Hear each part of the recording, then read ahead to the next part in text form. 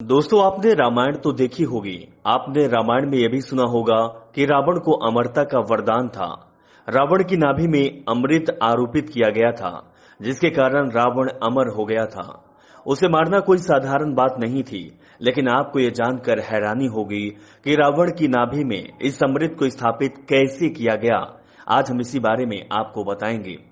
एक समय की बात है, बाली और रावण के बीच युद्ध हुआ, जिसके परिणाम स्वरूप इस युद्ध में महाराज लंकेश को उस शरीर के अंदरूनी चोट लगी, जिससे कि लंकापति रावण बहुत ज्यादा बीमार पड़ गया था। इसी बात को लेकर मंदोदरी बहुत ज्यादा चिंतित हो गई और उसने मन ही बना लिया कि निर्णय लिया कि मैं महाराज रावण को अमर बनाकर ही रहूंगी। मंदोदरी ने अपने पति को अमर बनाने के लिए अपने माता पिता की सहायता ली। मंदोदरी अपने माता पिता के पास पहुंची और उन्होंने अपनी सारी आप बीती बताई। इससे उसके माता पिता ने हाँ कर दी। लेकिन समस्या यह थी कि मंदोदरी के पास उड़कर जाने की शक्ति नहीं थी, इसीलिए मंदोदरी की मां के पास यह शक्ति थी।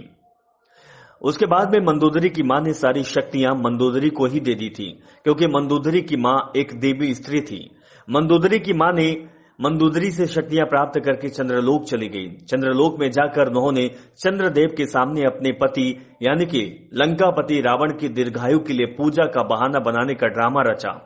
चंद्रदेव तथा वहां के देवता इस बात को समझ नहीं पाए कि मंदोदरी की चाल क्या है, मंदोदरी यहां क्यों आई है।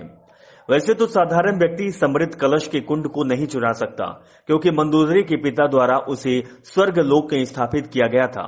वह भी बहुत ही चमत्कारिक तथा विद्युत शक्तियों के द्वारा इस कलश को स्थापित किया गया था, जिससे कि कोई भी व्यक्ति इसे नहीं ले जा सकता।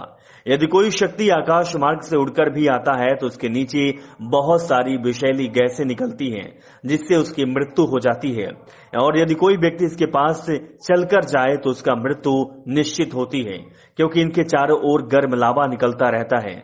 इसीलिए सामान्य मनुष्य के लिए अमृत कलश को चुराना कोई साधारण बात नहीं थी। चंद्रलोक का एक नियम है कि चंद्रदेव हर महीने की पूर्णिमा के दिन इस अमृत कलश को वहां से निकालते हैं और धरती वासियों के कल्याण के लिए कुछ बूंदे धरती पर गिराते हैं। अब मंदोदरी के सामने यह अच्छा मौका था, क्योंकि जिस दिन मंदोदरी गई थी उसके 2 दिन बाद ही पूर्णिमा थी। इसीलिए मंदोदरी को अमृत कलश चुराने का अच्छा मौका मिल गया। जैसे ही पूर्णिमा की रात्रि में चंद्रदेव ने अमृत कलश वहां से बाहर निकाला, तभी रावण की पत्नी मंदोदरी ने मौका पाकर अमृत कलश को चुराकर भागने लगी, जिसके कारण देवताओं को इसका पता चल गया और देवताओं ने मंदोदरी का पीछा किया। पीछा करने पर मंदोदरी बहुत ज्यादा ही घबरा गई और उसने अमृत कलश को देवलोक में ही छोड़ दिया।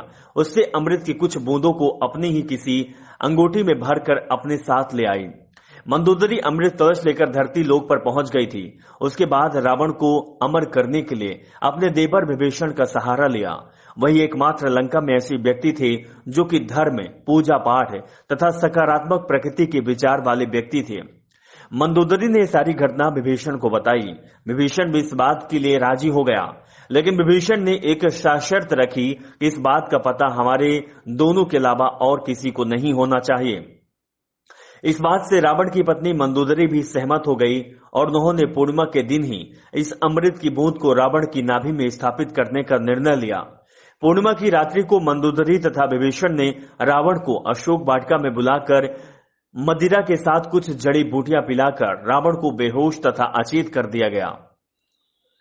रावण के अचेत होने के बाद कमलपाल पद्धति द्वारा विभीषण ने उस अमृत की बूंदों को रावण की नाभि में स्थापित कर दिया, जिसके कारण रावण अमर हो गया।